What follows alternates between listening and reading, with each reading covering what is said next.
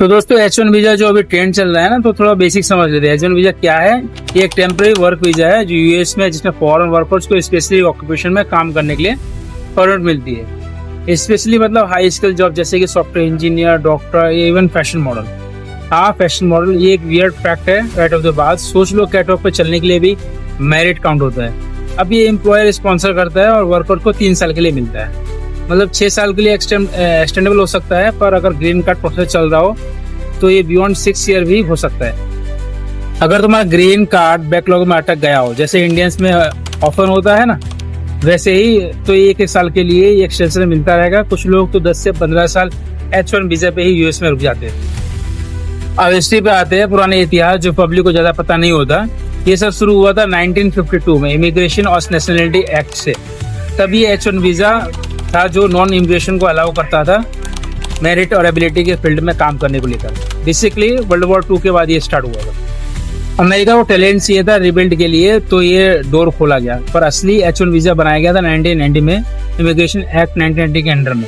पहला कैप सिर्फ 65,000 per year था और उस समय 1997 में पहली बार कैप पोल हुआ था, क्योंकि .com बूम चल रहा था और टेक कंपनीज को जैसे कि माइक्रोसॉफ्ट, IBM फॉरेन कोडर्स चाहिए थे, तो उनको लेके आना था। अब जो है 1998 से लेकर 2003 तक कैप को टेम्परेली बढ़ाया गया था, जो 1,95,000 समथिंग बढ़ाया गया था। ठीक है ना, क्योंकि डिमांड इतनी हाई थी कि 2004 में इसको वापस 65,000 ला दिया गया। तो लॉटरी सिस्टम चालू किया गया। लॉटरी सिस्टम मतलब कि मिलियंस ऑफ अप्लाई, सिर्फ कुछ ही सिलेक्ट होते थे और कैप यूनिवर्सिटी नॉन प्रॉफिट पे अप्लाई नहीं होता था, वो एग्जाम्प्ट थे। मतलब अगर आप स्टैनफोर्ड में प्रोफेसर हो तो नो टेंशन। चलो अब लेटेस्ट डेटा पे आते हैं। 2025 का नंबर जो माइंड ब्लोइंग था फिस्कल ईयर 2025, जो अक्टूबर 2024 से शुरू हुआ। अब उसमें USCIS को मिला 4,89,953 रजिस्ट्रेशन।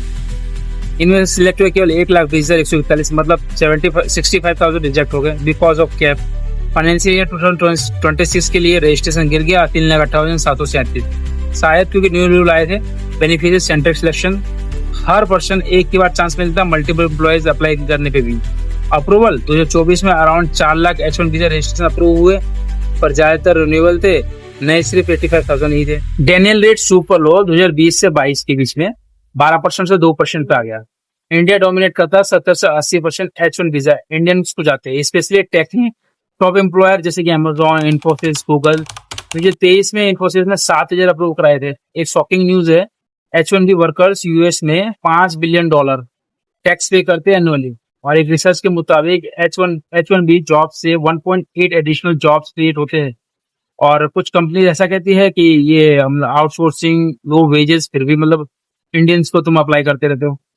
और एक इंटरेस्टिंग फैक्ट बताता हूँ, लोग सोचते हैं H1 वीजा सिर्फ IT के लिए है, पर ओरिजिनली ये नर्स, टीचर, इवन आर्टिस्ट के लिए था।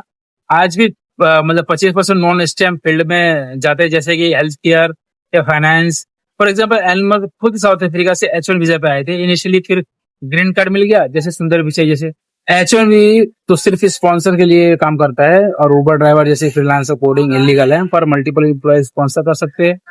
करंटली ये वियर्ड लूपहोल है।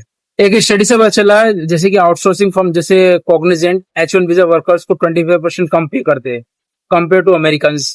अब प्रपोजल ये है कि मिनिमम वेजेस $1.5 लाख मतलब कर दिया जाए, जो करंटली $60,000 था, तो एक गेम चेंजर साबित होगा।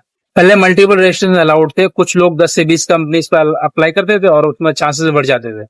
2024 में रूल चेंज हुआ, अब हर बेनिफिशियरी यूनिक सो फेयर, पर फिर भी 2025 में 4,42,000 यूनिक बेनिफिशियरी, मतलब एवरेज 1.08 रजिस्ट्रेशन पर पर्सन। दोस्तों, जो डोनाल्ड ट्रम्प ने 6 लाख से 88 लाख रुपए जो H1B वीजा के लिए जो ये पेश किया है ना, ये बहुत ही गलत है, क्योंकि ये यूएस की इकोनॉमी के लिए बहुत ही डेडली साबित होगा। H1 वीजा में जो इकोनॉमी में जो बहुत ज्यादा जो चुंबकीय अट्रैक्शन मिलता था, जो H1 वीजा से जो हाई स्किल वर्कर को अट्रैक्शन मिलता था, वो बहुत ही कम हो जाएगा। फिर वो अपने अपने देश में विकास करेंगे, तो फिर अमेरिका की तरफ मतलब अट्रैक्ट नहीं होंगे, तो फिर इस वजह से क्या है कि वहाँ की इकोनॉमी में बहुत बड़ा मतलब इफेक्ट पड़ सकता है। तो आपने भी अगर H1 वीजा के लिए अप्लाई किया तो कमेंट में जरूर बताइए।